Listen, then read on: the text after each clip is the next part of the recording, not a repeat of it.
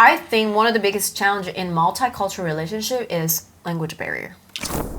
In the beginning of a relationship might look okay, but as you go deeper, you will understand how important it is to communicate well with your partner. Language barrier can be in the way of fully, deeply connect with your partner. My case was, I was already like 4 years in before I met you, living in the United States. So day-to-day conversation was totally fine. 2 years in, like 3 years in, I started to notice of myself like, oh, I have a hard time to really convey how I really feel and what I really want to say, you know? I realized that it is a thing in communication. So what I think is like we kind of develop in our own language. Honestly, we had to. And if we didn't start to figure out a more efficient and better way to express ourselves and our emotions, then it would result in like conflicts, because in the past we had conflicts that, and most of them were related to communication, you know? One thing I realized is like you didn't understand a lot of the things that I was saying at the beginning. Even though you nodded your head, yes, you weren't really fully understanding. And then another thing I noticed that it helped with is when you did want to express your feelings, you couldn't just react out of full emotion. You couldn't just go off on me, you know, because the language barrier served as a shield, a layer of protection for you to think about what you want to say while you're in an emotional state. I think it's a good thing. I think it's a good thing because I'm pretty calm. It's almost like we have shield in between us, like natural shield. Yeah, because I'm pretty calm and collected, but you could be a little less calm and collected. But I never be like explosive person anyways. But maybe if I speak fluent Korean, what would you say to me? Maybe I might be different because it's my mother language. Yeah. Right? What would you say to me in Korean? No comment.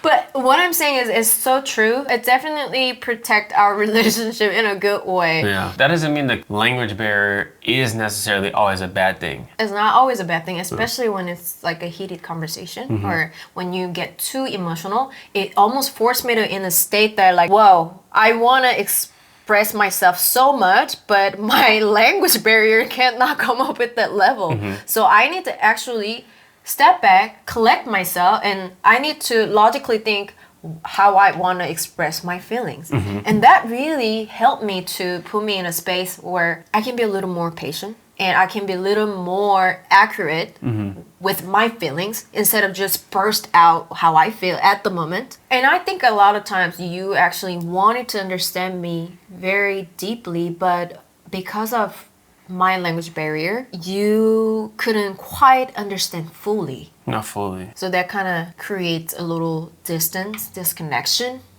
in the process of understanding each other. But we figured it out eventually. We would always figure it out. Always. Yeah. I had to make sure, one, I made the communication simple. And then another thing, I had to reinforce that you understood what I was saying. Like, does that make sense to you? Yeah. Like, that's something we ask each other a lot. Does that make sense? I noticed that the way you talk to me is way different than the way you talk to your friends. Like, you don't really use slangs. Or figure of speech. And I think that has served me outside of just our communication. I think figures of speech are great in its novelty, but in general communication, I think the more simplified and streamlined it can be, the more people you can connect with. Because no one's brain wants to do extra work when it comes to communication. No. If I just say what it means in a simplified way that a third grader can understand, the majority of people are going to be able to understand. So you, my friend, Jada, are a third grader. I would say fourth. We appreciate clear, simple communication. That's our backbone of our philosophy, honestly. Yeah, why does communication have to be complicated? Exactly. Isn't that the purpose of communication? Yeah. To understand each other better and well. Also, there's more to it than just clear communication because 70% of communication is nonverbal. It's nonverbal. So it's also like, how are you communicating with your body? Physiology. Physiology. Physiology. Physiology. Physiology.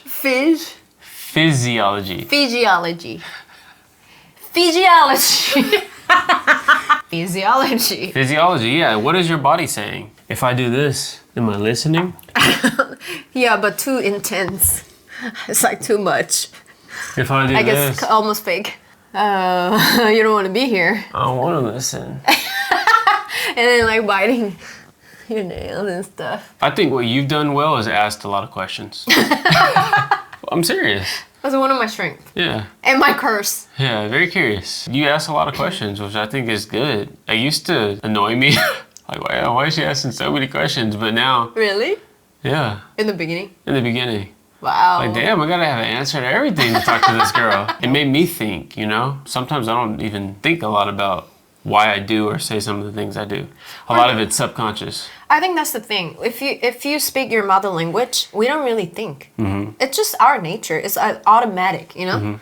If I speak in Korean, I don't really think about the meaning of the word. So it makes sense for someone who speaks their native language. But at the same time, when you're in a multicultural relationship, I think it's good for both ends because me learning about new language, but for you who speaks native language, learning about redefining your words or be more clear or have more clarity of what you mean. You have more clarity of your values and beliefs and what you're saying, your message. What do you think I've done? First of all, answering questions for my questions. Q&A with Josh and Jada. Without being like annoyed, even though you say you're annoyed, but you never expressed to me. I never felt like that, you know? I've realized, sorry to cut you off, but I've realized that I don't have to answer all of them.